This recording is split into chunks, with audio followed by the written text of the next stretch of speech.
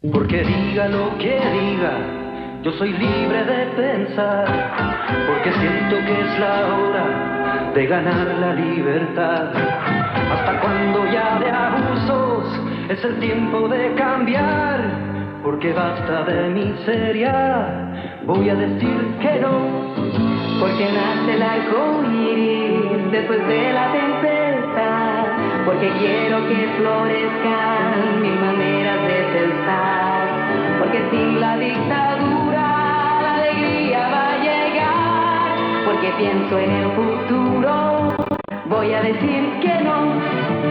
Vamos a decir que no, oh. Con la fuerza de mi voz. Vamos a decir que no, oh. Yo lo canto sin temor.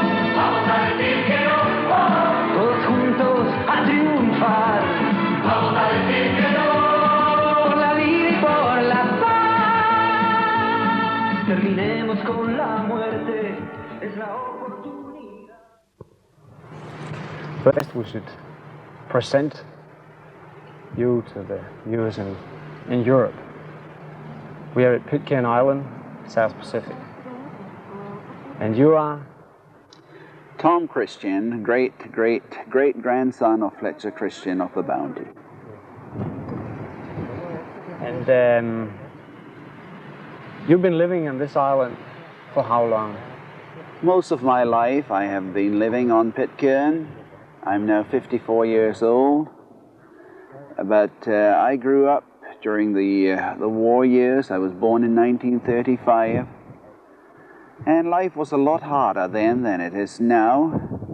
We didn't have a lot of imported food during those war years. We were living off local food mostly. And our schooling system was not the very best. For a time we were without proper school teachers. And at the age of 17, I went to New Zealand on a radio course. The school age on Pitcairn was compulsory then from the age of 6 to 16. Today it is 5 to 15, and then one goes off to college if it desire. But I went off to New Zealand and spent 3 years in training in radio operating, servicing, and meteorology. And came back to Pitcairn in 1955. So for more than 30 years now I have been on Pitcairn. I have been off for a few months at a time, but not very much. Most of my life has been on this island, and when one gives the dimensions it seems very small. It's approximately 2 miles by 1 mile, or about 2 square miles. But in reality, when you start climbing up and around the hills, it does seem a lot larger than it really is. How many people lived in Pitcairn in the 50s? In the 50s, the population on Pitcairn averaged around 150 people. At that time, there were ships regularly stopping by, carrying passengers between England via Panama and New Zealand. And with the ships starting to withdraw from the service, in the early 1960s they started diverting, and by late 60s most of the passenger ships had been withdrawn. The people found that it was not as easy as in the earlier days to earn a living, and a number of them left the island. The population dropped within a very short time down to around 80. And then down to around 50, 60 people. The figure has remained static now for many years. It is an advantage as well as a disadvantage. Right today there's a lot of fish around Pitcairn, very noticeable compared to what it was, say, when there were 150 people. There's a lot of land that is lying idle, so wherever we wish to put a garden, we go out and clear a place and plant in it for 2 or 3 years, then leave it and go to another place. And in many ways we have noticed a big difference. However, we do notice the shortage of manpower when it comes to manning the longboats going through rough seas. It does get rough on Pitcairn. And other things, the upkeep of the island. We have approximately 12 working men, that is between the age, say, of 16 and 65, which is the retiring age. And for the number to drop much lower than that could create problems in managing the island. But do you... I think a lot of people in Pitcairn right now, in the bicentenary year, are saying Pitcairn is going to continue. Nobody's going to... people around are saying island communities are getting, you know, lower populations and so on, but Pitcairn will remain.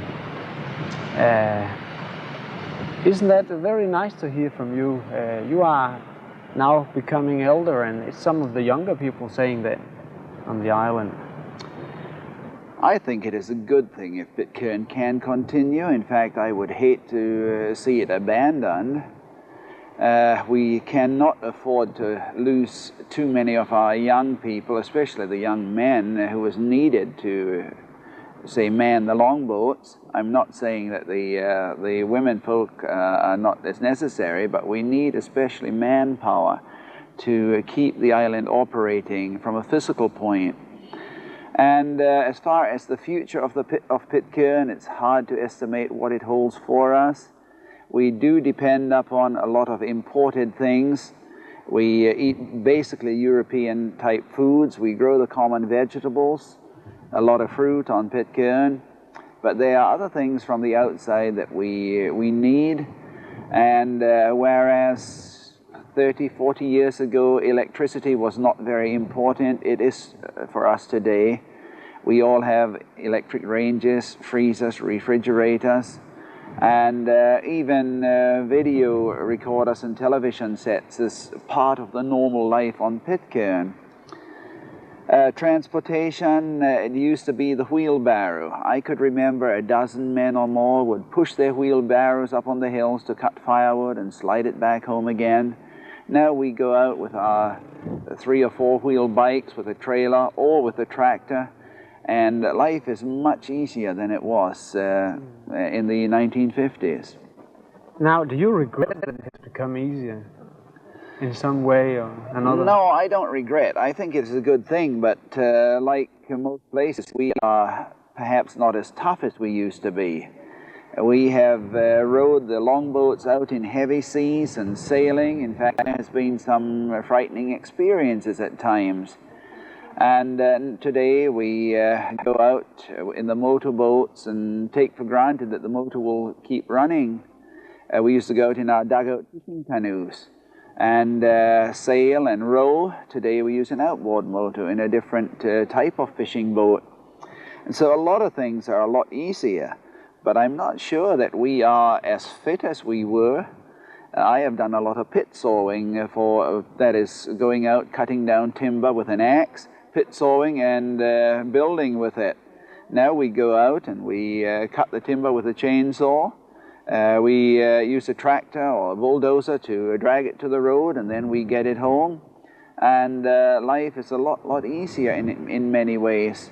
Coming up to where we are today on this radio station, for 10 years, twice every day, I walked up and down the hill. And it was hard going, but I certainly was kept very fit and well. Today I just sit down on a motorbike and throttle up here. But maybe some people would say that exactly the fact that life has got easier and that some of the, well, improvements of life which have been introduced all over the world have also reached Pitcairn. That is the reason why the island still will be inhabited. I think so. There's a lot to be said for it. There's freedom of living. We don't have to worry about crimes. You could go out and you find a ripe banana or a green banana through the banana plantations, which are really growing wild. Cut what you like, and there's no fear of any dangers at all. And so we feel it's a safe place to live.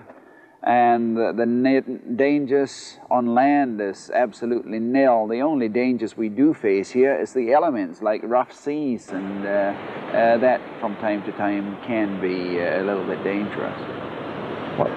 Now we're talking about the elements. What kind of experiences do you have actually with the elements, or with the sea, probably? Well, with the long boats coming into Bounty Bay, on a calm day it could look so placid, but I have come into Bounty Bay once, and a tidal wave was in at the time, and we came into the first boat. This was night time, and the women folk on shore, they were making a lot of noise, and we couldn't understand why. It looked so normal, and we started to unload the boat, and then the waves started coming in. Then it became very, very scary. The boats were loaded with 400-pound drums of cement, and they were being tossed around. One boat was carried up in front of the shed on the skidway and just left high and dry there. The second boat came in, and the same thing happened, being tossed around. We were able to stop the third boat outside by signaling with our flashlight, and he went off to the lee side of the island until the next morning. I was in a boat in 1972 when it got smashed to pieces, and I got one leg broken and the other was sort of badly injured. But within 30 minutes there was no sign of the boat at all other than debris floating in Bounty Bay. And just last... What happened? Well, the engine did not respond full speed, and we got a series of waves. We went through one, and then another wave came in, and the third one, and that threw us down onto a rock, and we got a hole in the rock and was stuck there for a little bit. The order went to every man for himself to jump overboard. I stayed in the boat with about 2 others, and the boat was thrown up against a rock, and I jumped on the face of the bank, and then the boat came back and struck me. I was lucky because it could have struck my back and I could have been seriously injured. But it did break my right leg and injured my left leg. And one other young man in New Zealand, a young man was thrown overboard, and he was very badly injured, so much so that we thought he might not survive. But the French Navy came and picked him up, and he was taken to Tahiti and then flown on to New Zealand. So it's experiences like that, and even just last year we were going through heavy seas, unloading a ship, and I was in the bow of the boat. I was thrown in the air when we jumped a wave and came down on the side of my head and cut underneath my eye. And I was wearing a hard hat, which split the hard hat, which, you know, I could have been maybe killed. Sort of has deadened the nerves to a certain degree, but it's experiences like that. Then just a few years ago we went out in heavy seas out of Bounty Bay, and it was so rough we couldn't get back from Sunday night until Wednesday morning when we got back. So Sunday to Wednesday. Did you have food with you for that? We went in the lee side of the island, and we were able to land there and got some food there. And on Tuesday afternoon we landed one of the boats. We had 3 boats out, but it was absolutely frightening. There were really big breakers at sea, but we got one boat in, and then we went back overland and went to the launches again and spent the night out there, which was very uncomfortable until on Wednesday when we finally got the 2 other boats into Bounty Bay. So you people at Pitcairn have, I guess, been experiencing a lot of frightening moments with bad weather and so on. Yes. Over the years, I guess that is the most frightening thing, is having to go out to ships in heavy seas and rough seas. And that happens so often when we have a lot of cargo to land, because we have to do it in the same day the ship generally unloads and then take off. There has been a few times when we have not been able to get much cargo off and the ship proceeds on its way. And of course we are without the necessary supplies for a while. So life could be easy in some times, and then at other times it could be very difficult. I have noticed one interesting thing on Pitcairn, and when I compare with other islands I have visited, I see that the Pitcairners seem to be very involved in contact with the outside world. Though this could be a very remote, it is remote and it is a very small place, but it could also be very isolated. But I find that Pitcairn is actually one of the least isolated islands. I find islands with airports and tourism where the people are much more isolated from the outside world than Pitcairn. What do you think the explanation to that is? Well, I think we are fortunate that Pitcairn is on the shipping route, and that is the ships that go between Panama and New Zealand. Even though many of them don't stop here, they pass close by the island, so we are able to keep in contact with them, and that has been so very necessary on a number of occasions when we needed either transportation or the help of a doctor. Years ago, most of the ships carried a doctor, and we have had to have them stop in here even to perform appendicitis operation, appendectomy. So for that reason, communication has always been important. We don't have a doctor on Pitcairn.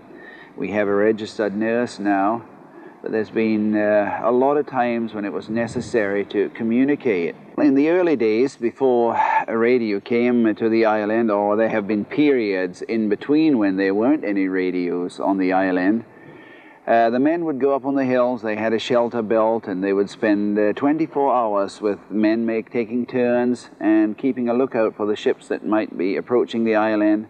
That would give approximately 2 hours notice, and the people would be able to get things together and go out in their rowboats.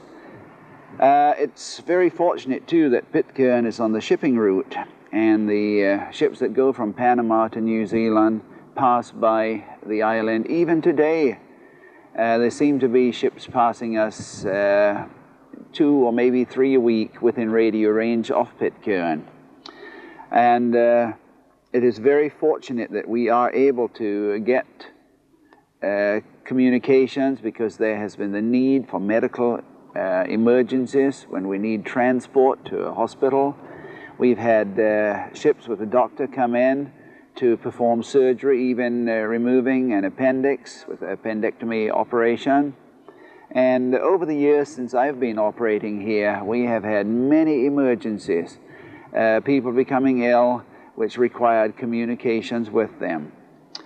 Of course, in the early days of radio, Andrew Young operated a spark transmitter here, and that, I believe, was around 1928. It's been a long time.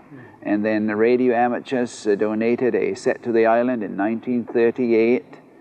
Then we had another set to come in here in 1939, and then through the war years, we had radio communication. There was a break in period when communication was not too good, but I have been in charge of the radio communication on the island since 1955, and we have been having a daily contact with the world since then, usually 6 days per week, and today we're able to contact New Zealand on a commercial basis twice every week.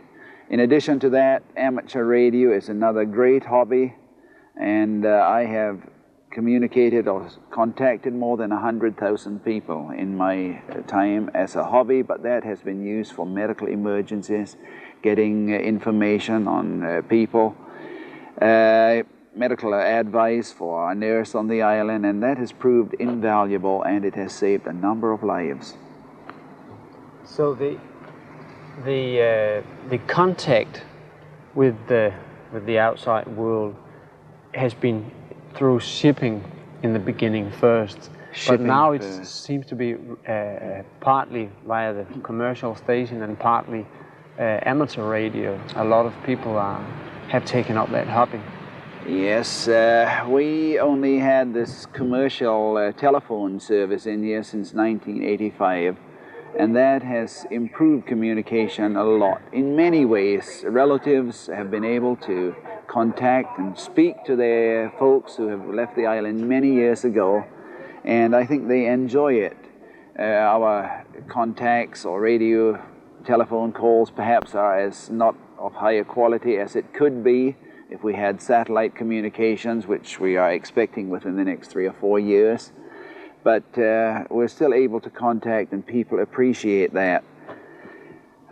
We now have about 6 amateur operators here, and we make a lot of contacts through them, but hams around the world have been very kind in being able to get information to us when necessary. You're also quite an important weather reporting station, aren't you, to provide? Yes, we do weather observations here twice daily. I'm not sure whether it is as important as it used to be with satellite pictures now, but it seems that we are on the convergence zones where the weather changes. In latitude 25, where Pitcairn lies, sometimes the weather is quite different within a few miles. For example, I was once in contact with a ship which was coming to the island, and I reported to him that we were having 25 knot winds, and he was 15 miles away, and he said it's almost calm. And it was 11 miles off the island when he reported that winds were getting higher, and as he approached, the winds became stronger, and then it was around 21 to 25 knots. So some people think that it's always peaceful and calm in this part of the Pacific, but it's not so. We do get heavy seas. We don't get hurricanes. We do get strong winds at times, but it does get rough.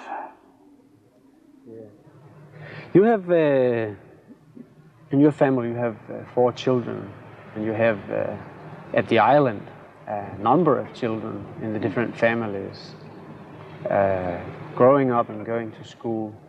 What would you say are the advantages for these children of growing up on this place so far from everything, and with all the heritage of Pitcairn? I think there are advantages in children growing up here because, first of all, as parents, we don't have to worry about them. The island is safe.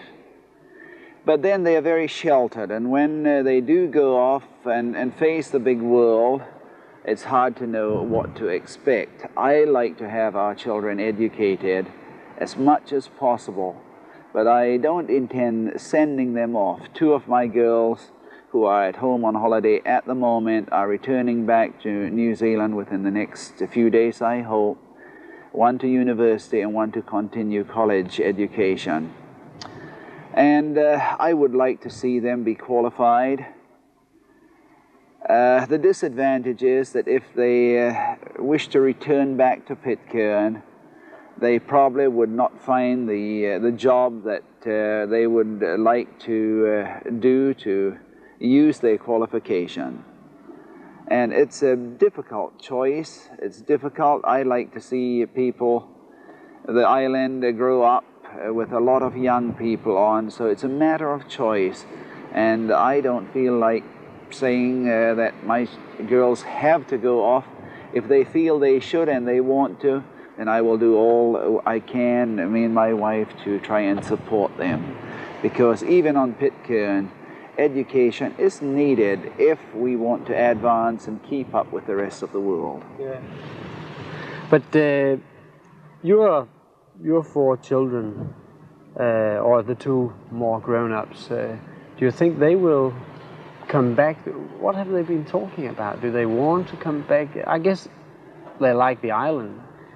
Well, it's very difficult for them to make decisions at their age. One daughter who is 19 and the other just turned 16 the other day.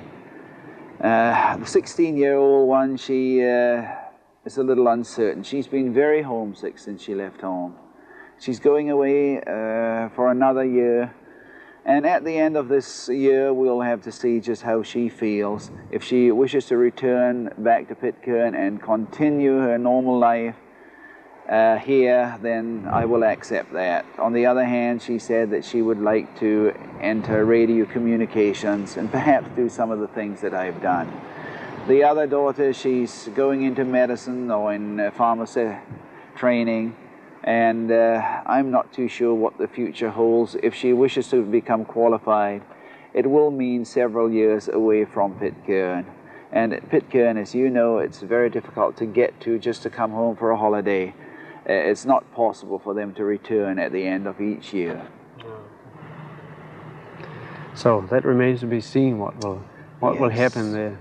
That remains to be seen. It's very hard for me to make. In fact, I do not wish to make decisions for them. It is their life, and as we grow older, we see a little bit different from the young folks, and it is best for them to make their own decisions. Yeah, you're probably right. Now, being British, this island, as the only and last British possession in the South Pacific, or in the Pacific actually, what do you feel after 200 years of population here, and after more than 100 years of British colony? Do you feel British? Well, I'm glad that this is a British island, but Britain is so far away that we don't seem to see too much from England. We get basically our supplies from New Zealand. We get the school teachers come up from New Zealand. When someone becomes sick, we go to the hospital in New Zealand. So in actual terms, we don't think of having close ties with Britain for that reason. And we haven't seen a British, say a Navy ship around Pitcairn for many years. But it is nice that Britain has done what it has for Pitcairn, and we have the freedom to live more or less as we wish. The office handles the revenue for the island, and that is obtained mostly through the sale of stamps, and now they are issuing coins, and that pays for the costs of the keeping of Pitcairn. So the British has sort of let New Zealand be the supply base, or I think that is really because of the distance Britain is away from Pitcairn, and whereas it takes 8 days to get to New Zealand on a ship, it would take a few weeks to get to Britain, and it's probably more convenient to have it that way. We even use New Zealand dollars on the island as the official currency. Britain has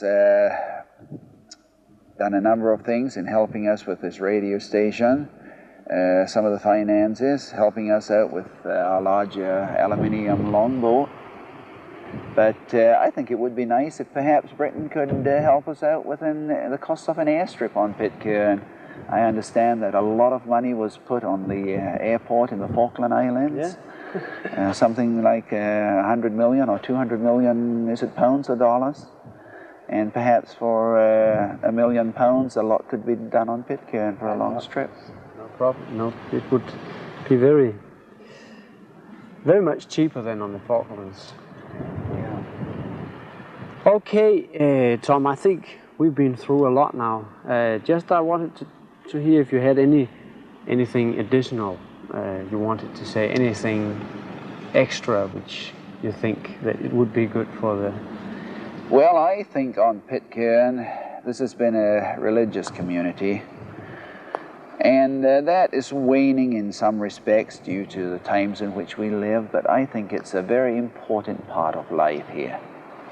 I've seen experiences where there's been direct answers to prayer, and I feel that it is necessary for us to try and train our children up in the best way we possibly can. And my belief is that saying that says the family who prays together stays together. And we need to have a united family and have a united community. I think that is so important for a small community out on a remote island such as Pitcairn. Yeah. And you are actively taking part in the church.